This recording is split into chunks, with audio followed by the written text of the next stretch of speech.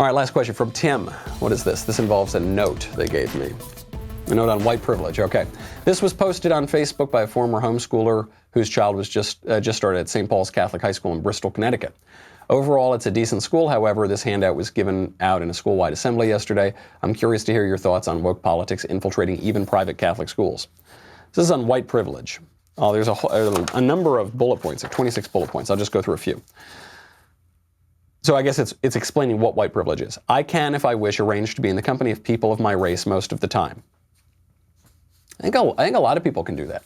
You see self-segregation in neighborhoods and social circles, so everybody can do that if they wish. I can be sure that my neighbors in a location that I move to will be neutral or pleasant to me. I can't assure that, and not just because I'm a little swarthy or something.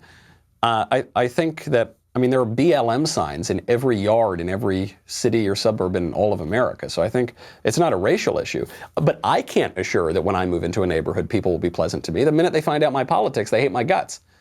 Because if you're a conservative in America today, you are countercultural. You have a politics of dissent from what we've been talking about all show, this liberal establishment. So that backs up my thesis, right? That backs up that the real privilege is kind of liberal elite privilege, not a racial question.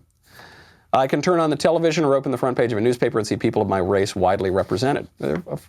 There's a ton of entertainment for black people and Hispanic people in this, right? You've got TV stations, you've got magazines, you've got outlets, you've got websites. That's crazy. If I want to, I can be pretty sure of finding a publisher for this piece on white privilege. Well, you can because it's liberal, but it's not because of your race. First of all, getting books published is hard, but you could get this drivel published anywhere, couldn't you? Right, it is. It's published in every liberal outlet on the internet. Okay, blah, blah, blah. Posters, cards. Oh, here we go. Oh, here's one. This actually ties right in to the top of the show. Number 22, I can take a job with an affirmative action employer without having coworkers on the job suspect that I got it because of my race. That's the privilege. So even affirmative action is actually a way to disadvantage white and Asian people by law. And they make all these arguments for it, but that is it, right? It's to racially discriminate against white and Asian people. And even that now is taken as a symptom of white privilege, because if you do get a job and you're white or Asian, you can at least be said to think that you got what you deserve. Except the whole ideology of white privilege says that nothing you have is something that you deserve. Total incoherent drivel. It's very sad that a Catholic school would do that. Catholic schools are supposed to be more conservative than the insanity at the public schools, but the rot runs very deep.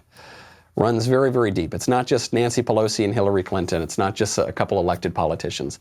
It runs all the way down through the media, through Hollywood, through technology, through the schools, through the Catholic schools, through the Catholic Church, and when I say the Catholic Church, I just mean that as an example of the most conservative institution. It goes throughout all of the Protestant denominations, all over the West. That is a deeply embedded privilege. How do we reform that system of oppression?